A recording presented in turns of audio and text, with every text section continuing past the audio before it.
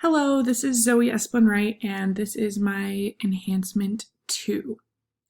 So, first of all, we will start with the SQL statements. So here's number 1. Take off the rollback. And it says 1 row is inserted, so we'll check clients. And we can see here that the row was inserted, all of the information is here. So now we'll go back, do our second one, the update, and we'll see if that changed it. Under clients, so where client ID is 3, it changed the client level to 3.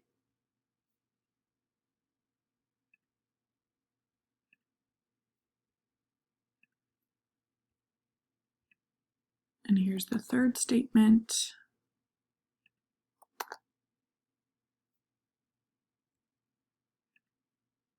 So 1 row affected will go to inventory. And if we go down here to the climbing rope, well, we can see it's changed to climbing rope, and it says climbing rope right here. And if we go in here, we can see that it did not change nylon right there because it's not nylon rope. So that worked.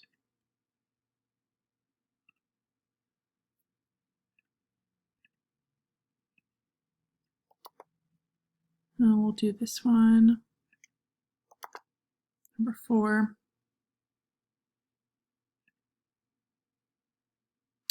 And as we can see, it returned 7, just as it was supposed to.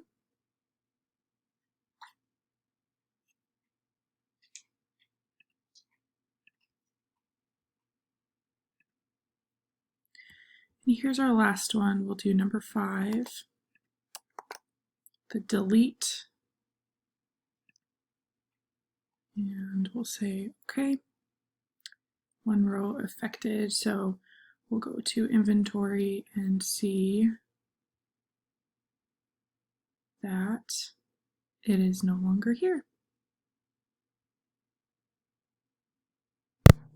All right, so now I'm going to demonstrate my PDO connection. And so here is the connections.php file, and everything is correct here. So we'll open it in the browser and see that it works. It returns a blank page. But now we'll go in and break it. So just break something there and open it in the browser again, and it returns the server error page that I created, the 500.php file. So the error works, it returns when it should, and I'll go back here and fix it so it's not broken, and then comment out the call function. So anyway, thanks for watching. That is my Enhancement 2.